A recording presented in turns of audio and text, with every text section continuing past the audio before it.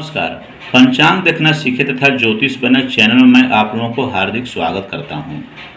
साथियों, हमेशा की भांति आज हम लोग एक नई बात जो सीखेंगे वह है मेला पक्ष से संबंधित है, यानी अष्टकूट जो आप लोग गणना मिलाते हैं शादी विवाह के समय में, जो वर वधू के गुण मिलान करते हैं, उसी से संबंधित है, जो बड़ा ही रोचक है और बड़ा ही लाभकारी भी है।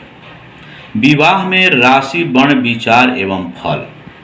विवाह के समय में राशि वर्ण विचार कैसे करें, उसके फल को कैसे जानें।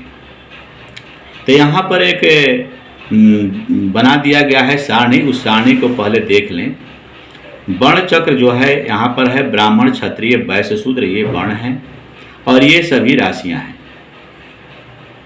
यानी ब्राह्मण के लिए वर्ण जो है बताया गया है 4, 8, 12, क्षत्रिय के लिए 1, 5, 9, वैश्य के लिए 2, 6, 10 और शूद्र के लिए 3, 7, 11 ये राशियां बताई गई है। आगे देखते हैं।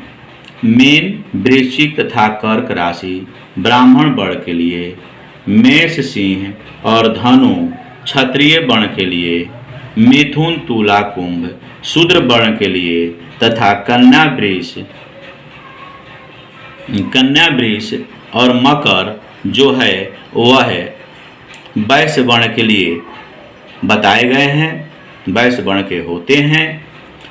अब देखते हैं उत्तम वर्ण में कन्या के साथ, यानी उत्तम वर्ण यानी ब्राह्मण वर्ण हुआ, ब्राह्मण वर्ण के साथ अर्थात ब्राह्मण वर्ण की कन्या के साथ अन्य वर्ण में विवाह नहीं करना चाहिए।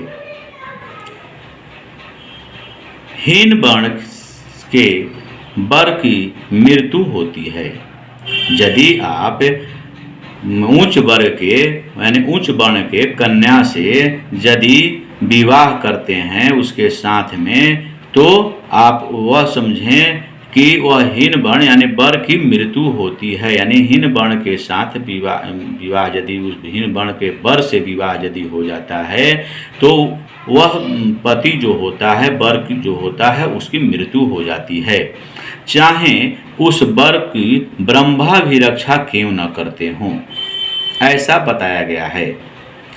एक श्लोक के माध्यम से भी बताया गया है।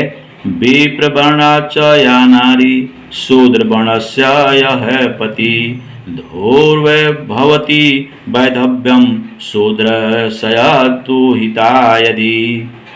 अर्थात यदि ब्राह्मण वर्ण की कन्या के साथ शूद्र वर्ण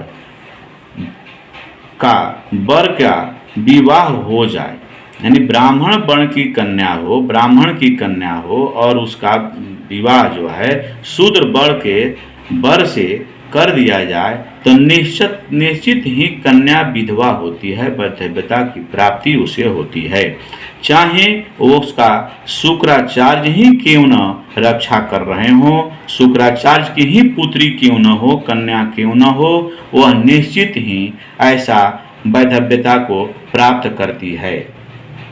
कहने का मतलब है कि ब्राह्मण वर्ण के कन्या से अन्य वर्ण जो 3 वर्ण होते हैं, क्षत्रिय, वैश्य और शूद्र, उन सबों के वर्ण से यानी इन तीनों वर्ण के साथ के उसके पुत्र से यानी उसके वर से, यानी तीनों समूह को छोड़ करके अपने ही समूह में विवाह कार्य करना चाहिए, ताकि यदि उच्च वर्ग की कन्या से, उच्च वर्ण की कन्या से यदि निम्न वर्ग के कन्या के वर के साथ विवाह होता है तो उसके फल अच्छे नहीं होते हैं, ऐसा बताया गया है। इसलिए मैं एक श्लोक यहाँ पर डाल दिया ताकि आप लोग समझें कि अपने मन से नहीं बताया जा रहा है, यह कहीं न कहीं ज्योतिष के पुस्तक से ही उठाया गया है। इसलिए यदि आप लोगों को ऐसी ऐसी बातें अच्छी लगती हो तो आप लाइक, शेयर तथा सब्सक्राइब अवश्य करेंगे। धन्यवाद।